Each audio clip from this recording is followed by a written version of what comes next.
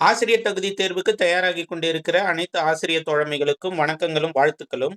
நம்ம ஏற்கனவே 6ஆம் வகுப்பு 7ஆம் வகுப்பு 8ஆம் வகுப்பு தமிழ் இலக்கணத்தை முழுமையா 3 வீடியோக்கள்ல பார்த்துருக்கிறோம். அதனைத் தொடர்ந்து இந்த வீடியோவில் 6, 7, 8 வகுப்புகளில் இருக்கிற தமிழ் பாடத்தில் இருக்கிற இலக்கண பகுதிகள் முழுமையா இந்த வீடியோவில் 60 மாதிரி வினாக்கள் மூலமா ரிவிஷன் பார்க்கலாம். முதல் கேள்வி, தமிழ் இலக்கணம் எத்தனை வகைப்படும்? உங்களுக்கு தெரியும், எழுத்திலக்கணம், சொல்லிலக்கணம், பொருள் இலக்கணம், யாப்பிலக்கணம், அணி இலக்கணம் 5 வகைப்படும். 2வது கொஸ்டின், குறியில் எழுத்துக்கள் டேஷ் மாத்திரை அளவு ஒலிக்கும். குறியில் எழுத்துக்கள் 1 மாத்திரை அளவு ஒலிக்கும். நெடில் எழுத்துக்கள் 2 மாத்திரை அளவு ஒலிக்கும். ஒற்றை எழுத்துக்கள் அரை மாத்திரை அளவு ஒலிக்கும். அடுத்து, கபிலர் என்ற வார்த்தை டேஷ் மாத்திரை அளவு ஒலிக்கும். க குறியில் எழுத்து 1 மாத்திரை, பி குறியில் எழுத்து 1 மாத்திரை, லாவும் குறியில் எழுத்து 1 மாத்திரை, இரு என்பது அரை மாத்திரை. அப்போ 3 மாத்திரை அளவுகள் ஒலிக்கும். அப்போ ஆப்ஷன் 4 3.5 என்பது சரியான விடை. அடுத்து, சார்பு எழுத்துக்கள் எத்தனை வகைப்படும்? சார்பு எழுத்துக்கள் 10 வகைப்படும். உங்களுக்கு தெரியும், உயிர்மை, ஆயுதம், உயிரிழப்படை, ஒற்றளபடை, குற்றியலுகரம், குற்றியலுகரம், ஐகார குறுக்கம், அவுகார குறுக்கம், மகர குறுக்கம், ஆயுத குறுக்கம் ஆகிய 10 வகைப்படும். அடுத்து, மொழி முதலில் வராத எழுத்து எது அப்படின்ட்டு கேட்டிருக்காங்க. மொழி முதல்ல வராதுக்கு நான் ஒரு ஃபார்முலா மாதிரி சொல்லியிருக்கிறேன். 2 இருக்கிறது வராது. 2 ராவும் வராது. லா ழாவை சேர்த்து 3 இருக்கு. பெரிய லா, சின்ன லா, ழா, அதுவும் வராது. 2 சுழினா 3 சுழினா அதுவும் வராது. அடுத்து டா வராது. இப்போ இதில் பார்த்தீங்கன்னா நம்ம சொன்னதில் லா மட்டும்தான் இருக்கு. அப்போ ஆப்ஷன் 3 லா என்பது மொழி முதலில் வராத எழுத்து. அடுத்து, மொழி இறுதியில் வராத எழுத்து. வல்லின மெய்கள் 6 மொழி இறுதியில் வராது. வல்லின மெய்கள் எது? கசட தபர. அப்போ இச் என்பது சரியான விடை. அடுத்து, இடைச்சுட்டு எது? அண்மை சுட்டு, செய்மை சுட்டு, இடைச்சுட்டு அப்படின்னு இருக்கு. இங்க அப்படின்னு சொல்றேன் இல்லைங்களா, அது அண்மை சுட்டு. அது செய்மை சுட்டு. இதுக்கு நடுவுல இருக்கிறது ஊ. அடுத்து, புறச்சுட்டு எது? சுட்டு வார்த்தையில இருக்கிற சுட்டெழுத்தை எடுத்தாலும் பொருள் தரக்கூடிய வார்த்தையா இருந்தா அது புறச்சுட்டு அப்படின்னு சொல்றோம். அப்படி பார்த்தா இதுல அம்மரம், இதுல ஆவை எடுத்துட்டாலும் மரம்னு நம்ம உச்சரிக்க முடியும். அப்போ அம்மரம் என்பது சரியான புறச்சுட்டு. இந்த 4ல இருக்கிற அந்த மரம் இது பாத்தீங்கன்னா சுட்டு திரிபுன்னு சொல்லுவாங்க. அதனால அது சரியான விடை கிடையாது. அம்மரம் என்பதுதான் சரியான விடை. அடுத்து, எது வினா எழுத்து அல்ல? ஆ, ஏ, யா, அ. இதுல பாத்தீங்கன்னா அது வினா எழுத்து அல்ல. அடுத்து, பெயர் சொல் எத்தனை வகைப்படும்? இதுக்கும் நீங்க ஆன்சரை கண்டுபிடிச்சி கமெண்ட் பாக்ஸ்ல சொல்லுங்க. அடுத்து, தோட்டத்தில் மேயுது வெள்ளை பசு, துள்ளி குதிக்குது கன்றுக்குட்டி. இச்செய்யுளில் பயின்று வந்துள்ள அணி என்னன்னு கேட்டிருக்காங்க. இது பாத்தீங்கன்னா இயல்பு நவிர்ச்சி அணி. இருக்கிற மாதிரியே சொல்லி இருக்கிறாங்க. அதனால இயல்பு நவிர்ச்சி அணி. அடுத்து, ஓரெழுத்து ஒரு மொழிகளின் எண்ணிக்கை பாத்தீங்கன்னா 42. அடுத்து, இலக்கிய வகை சொற்கள் எத்தனை வகைப்படும் அப்படின்னு கேட்டிருக்காங்க. இலக்கிய வகை சொற்கள் 4 வகைப்படும். அடுத்து, கற்றோருக்கு மட்டும் விளங்குபவை திசை சொல், திரிசொல், ஏர் சொல், உரி சொல். இது கடந்த நவம்பர் 2025 டெட் எக்ஸாம்ல கேட்ட கேள்வி. திரிசொல், திசை சொல்லுன்றது வேற்றுமொழி சொற்கள். ஏர் சொல்றது இப்போ நம்ம புழக்கத்துல பயன்படுத்திட்டு இருக்கிற தமிழ் சொற்கள். சொல்லின் தன்மையை அதிகப்படுத்தும் சொற்கள் உரி சொற்கள். அடுத்து, கப்பலை குறிக்காத சொல் எது? இதுல பாத்தீங்கன்னா நெடுந்தேர், இதுதான் கப்பலை குறிக்காத சொல்.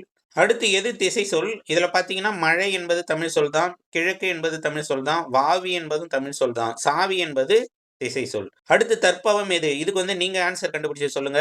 அடுத்து, பகுபத உறுப்புகள் 6 இடம்பெற்ற சொல் எது அப்படின்னு கேட்டிருக்காங்க. பகுபத உறுப்புகள் 6மே இடம்பெற்ற சொல். இதுல பாத்தீங்கன்னா இந்த நன் அப்படின்னு வந்தா அதுதான் பகுபத உறுப்புகள் 6ம் இடம்பெற்ற சொல். இப்போ வந்தனன், அதுல பாத்தீங்கன்னா 2 அண் வரும் கடைசியில் இல்லைங்களா. ஒரு அண் ஆண்பால் வினைமுற்று விகுதி, இன்னொரு அண் சாரியை. இந்த சாரியை தான் நிறைய இதுல வராது. அதனால இதுல எல்லாமே வந்திருக்குது. வந்தனன் வா கூட்டல் இத்து கூட்டல் இந்து கூட்டல் இத்து கூட்டல் அண் கூட்டல் அண் அப்படின்னு வரும். இதுல 6 பகுபத உறுப்பும் வந்திருக்கும். 2 அண் வந்தாலே அதுதான் பகுபத உறுப்புகள் 6ம் இடம்பெற்ற சொல்லா இருக்கும். அடுத்து, பகாபதம் எத்தனை வகைப்படும்? பகாபதம் 4 வகைப்படும். உங்களுக்கு தெரியும், பெயர் பகாபதம், வினை பகாபதம், இடை பகாபதம், உரி பகாபதம். அடுத்து, எது முதல்நிலை தெரிந்த தொழிற்பெயர் அன்று அப்படின்னு கேட்டிருந்தாங்க. இப்ப வீடுன்றத வீடுன்னு சொல்றாங்க, அப்போ முதல்நிலை தெரிஞ்சிருக்கு. மின்னுன்றத மீன் சொல்றாங்க, அதுவும் முதல்நிலை தெரிஞ்சிருக்கு. உடன்படுன்றத உடன்பாடுன்னு சொல்லியிருக்கிறாங்க, அதுவும் தெரிஞ்சிருக்குது. இதுல அடின்றது அப்படியே அடியாவே இருக்குது. அப்போ இது முதல்நிலை தொழிற்பெயர். அடுத்து, எது தொழிற்பெயர் விகுதி அல்ல அப்படின்னு கேட்டிருக்காங்க. வாழ்க்கை, அது தொழிற்பெயர் விகுதி தான். அதே போல தல், வாழ்தல், செய்தல், அதுவும் தொழிற்பெயர் விகுதி தான். அடுத்து, செல்லல், வாரல் அப்படின்னு சொல்றேன் இல்லைங்களா, அதுவும் முதல்நிலை தொழிற்பெயர் தான். அப்ப ஆள் என்பதுதான் முதல்நிலை தொழிற்பெயர் விகுதி அல்ல. அடுத்து, தொட்டனை தூரும் மணற்கேணி மாந்தர்க்கு கற்றனை தூரும் அறிவு. இதில் பயின்று வந்துள்ள அணி என்னன்னு கேட்டிருக்காங்க. தொட்டனை தூரும் மணற்கேணி, தோண்ட தோண்ட மணற்கேணியில் நீர் ஊறும். மனிதர்கள் கற்க கற்க அறிவு கூறும். இதுல பார்த்தீங்கன்னா, ஓம உறுப்பு எதுவும் வரல. அதனால இது வந்து எடுத்துக்காட்டு உவமை அணி. அடுத்து கொம்பு முளைத்த குதிரை போல. இது வந்து பார்த்தீங்கன்னா, உலகத்துல இல்லாத ஒண்ணு. குதிரைக்கு கொம்பு முளைக்காது. அப்ப இது இல்பொருள் உவமை அணி. அடுத்து வையம் தகலியா வார்க்கடலே நெய். இது வந்து என்ன அணி அப்படின்னு பார்த்தோம்னா, வையம் உலகம் வந்து அகல் விளக்கு போன்றது.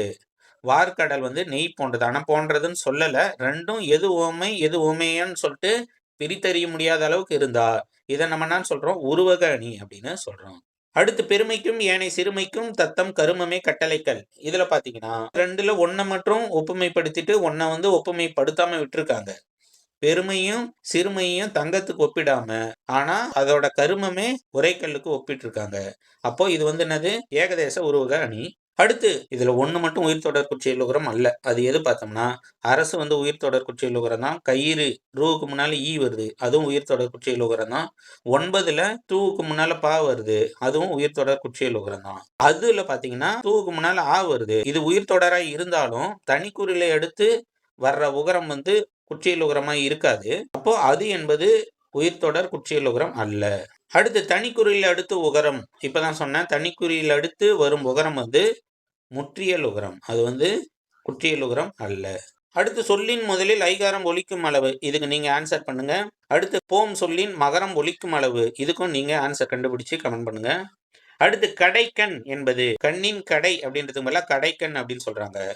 அப்போ இது வந்து முன்பின் தொக்க போலி, அதாவது இலக்கண போலி. அடுத்து கால் கழுவி வந்தால் என்பது இந்த மாதிரி வாய் கூசுற சொல்ல தயங்கக்கூடிய சொற்களை நம்ம என்ன சொல்லுவோம், இடக்கரக்கல். அடுத்து வெள்ளாடு என்பது கருப்பாட்ட வெள்ளாடு அப்படின்னு சொல்றது அமங்கலமான வார்த்தையிட்டு மங்களமான வார்த்தையை சொல்றது வந்து மங்களம். அடுத்து ஆடையை காரை என்பது இது வந்து ஒரு குழு குறி. அடுத்து கடைப்போலி எது அப்படின்னு கேட்டிருக்காங்க. மஞ்சுன்றத மைஞ்சின்னு சொல்றாங்க, இது முதற்போலி. அமைச்சு இதுல பாத்தீங்கன்னா அமைச்சுன்றத அமைச்சு அப்படின்றாங்க, இது இடைப்போலி. 5 அப்படின்றத ஐஞ்சு அப்படின்றாங்க, இது வந்து முற்றுப்போலி. கடைப்போலினா கடைசி எழுத்து. அறம்ன்றத அரண்னு சொல்லியிருக்கிறாங்க. அப்போ அரண் என்பது சரியான விடை.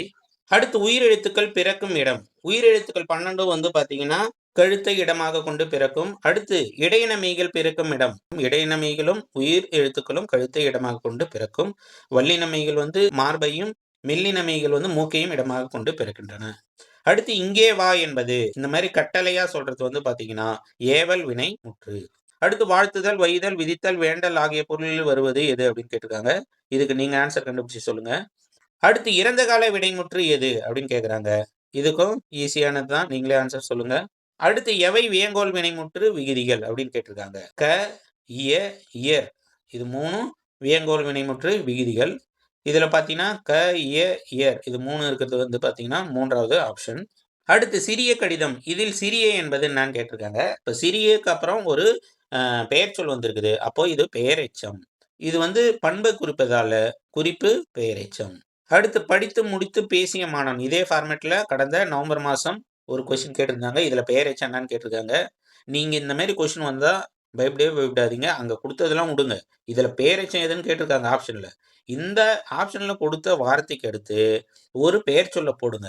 எதுக்கு கரெக்டா உட்காருதோ அதுதான் பெயரெச்சம். அவ்வளவுதான். இப்ப மாணவனுக்கு அப்புறம் இன்னொரு மாணவன் போடுங்க. மாணவன் மாணவன்னு வராது. அப்போ இது எச்சமே கிடையாது மாணவன்றது. அப்போ ஃபர்ஸ்ட் ஆப்ஷன் கிடையாது. அடுத்து படித்து மாணவன் அப்படின்னு போடலாமா? படித்த மாணவன்னா ஓகே. படித்து மாணவன் வராது. அப்போ அதுவும் பெயரெச்சம் கிடையாது. அடுத்து முடித்து மாணவன் வருமா? முடித்து மாணவன் வராது. அப்போ அதுவும் பெயரெச்சம் கிடையாது. அடுத்து பேசிய மாணவன் கரெக்டா இருக்குல்ல? அப்போ பேசி என்பதுதான் என்னது, பெயரெச்சம். இவ்வளவுதாங்க.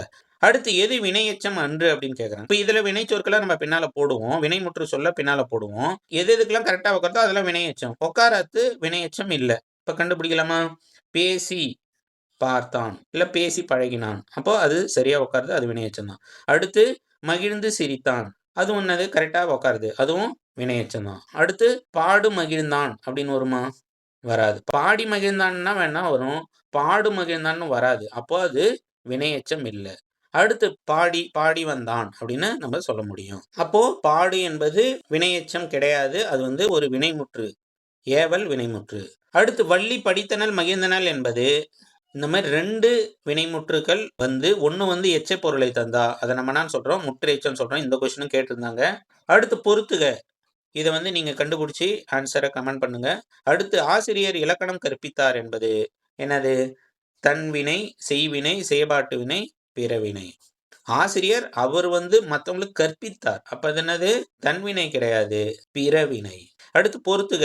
இதுவும் நீங்க கண்டுபிடிச்சு ஆன்சரை கமெண்ட் பண்ணுங்க. இதுல ஒரு சின்ன மிஸ்டேக் இருக்கு. ஆடினால் பெரிய இல்லு வரணும். அதை மட்டும் மாத்திங்க. அடுத்து எது இடைச்சொல் அன்று அப்படின்னு கேட்டிருக்காங்க. கு இடைச்சொல் தான். ஐ என்பது இடைச்சொல் தான்.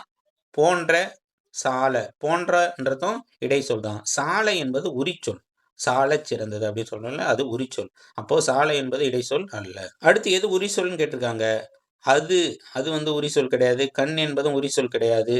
இதெல்லாம் வேற்றுமை உறுப்புகள். கடி என்பது கடிமணம் அப்படின்னு சொல்றோம். அப்ப அதுதான் உரிசொல். அடுத்து எது உரிசொல் அன்று அப்படின்னு கேட்டிருக்காங்க. இப்போ உருன்றது உருப்பசி அப்படின்னு சொல்லுவாங்க. அது உரிசொல் தான். அடுத்து நனி நன்று அப்படின்னு சொல்லுவாங்க. அதுவும் உரிசொல் தான். மாநகர் அப்படின்னு சொல்லுவாங்க. அதுவும் உரிசொல் தான். அப்போ வரை என்பது உரிசொல் அல்ல. அடுத்து 2ஆம் வேற்றுமை உருபு எது அப்படின்னு கேட்டிருக்காங்க. இதுக்கு நீங்க ஆன்சரை கண்டுபிடிச்சு கமெண்ட் பண்ணுங்க. அடுத்து விழி வேற்றுமை என்று அழைக்கப்படுவது எதுன்னு கேட்டிருக்காங்க. 8ஆம் வேற்றுமை விழி வேற்றுமை என்று அழைக்கப்படுது. அடுத்து விற்கோடி என்பது என்ன விகாரம் அப்படின்னு சொல்லிட்டு கேட்டிருக்காங்க. வில் கூட்டல் கோடி விற்கோடி. அப்போ இல்லு இற்றா மாறி இருக்கு. அப்போ இது என்னது? திரிதல் விகாரம். அப்ப ஆப்ஷன் 2 திரிதல் என்பது சரியான விடை. அடுத்து வேற்றுமை எத்தனை வகைப்படும் அப்படின்னு கேட்டிருக்காங்க. எத்தனை வேற்றுமை? முதல் வேற்றுமை, 2ஆம் வேற்றுமை, 8 வேற்றுமையில் இருக்கு இல்லைங்களா? அப்போ 8 வகைப்படும். அடுத்து எழுவாய் வேற்றுமை என்று அழைக்கப்படுவது என்னது? எழுவாய் வேற்றுமை என்று அழைக்கப்படுவது முதல் வேற்றுமை. அடுத்து உரிமை பொருளில் வருவது எது அப்படின்னு கேட்டிருக்காங்க. அது, ஆது அப்படின்னு வருவீங்களா? அது உரிமை பொருளில் வருவது. அது எந்த வேற்றுமைன்னு நீங்க கண்டுபிடிச்சு கமெண்ட் பண்ணுங்க. அடுத்து மொழி பயன்பாட்டை முழுமையாக்கும் சொல் எது அப்படின்னு கேட்டிருக்காங்க. இது இடைச்சொல். அடுத்து முதற்போலி எது அப்படின்னு கேட்டிருக்காங்க. இதுக்கும் நீங்க ஆன்சர் கண்டுபிடிச்சு சொல்லுங்க. அடுத்து வல்லினமெய்கள் பிறக்கும் இடம் எதுன்னு கேட்டிருக்காங்க. வல்லினமெய்கள் பிறக்கும் இடம் நான் ஏற்கனவே சொன்னேன், மார்பு. கிட்டத்தட்ட 6, 7, 8 வகுப்புகள்ல இருக்கிற தமிழ் இலக்கணம் முழுமையா இந்த ஒரே வீடியோவில் 60 கொஸ்டினா நம்ம பார்த்துருக்கிறோம். இதை எக்ஸாமுக்கு முன்னால நீங்க ஒரு 2-3 முறை கேட்டீங்கன்னா உங்களுக்கு ஒரு ரிவிஷன் பண்ணுறதுக்கு ஈஸியா இருக்கும். ஏதாவது ஒரு வேலையை செஞ்சுக்கிட்டே நீங்க மாட்டு ஹெட்ஃபோன்ல கேட்டுட்டு இருந்தா கூட உங்களுக்கு எளிமையா இருக்கும். நம்ம சேனலை இன்னும் சப்ஸ்கிரைப் செய்யாதவர்கள் சப்ஸ்கிரைப் செய்து நமக்கு ஆதரவை தருங்கள். அடுத்து நம்ம எந்த தலைப்புல வீடியோ போடலான்றத கமெண்ட் பாக்ஸ்ல சொல்லுங்க. இதுக்கான பிடிஎஃப் வேணுன்றவங்க முதல் கமெண்ட்ல என்னுடைய வாட்ஸ்அப் குரூப்போட லிங்க் தரேன். என்னுடைய வாட்ஸ்அப் குரூப்புக்கு வந்தீங்கன்னா அங்க நான் உங்களுக்கு இதுக்கான பிடிஎஃப் தருவேன். Thank you, bye bye, take care.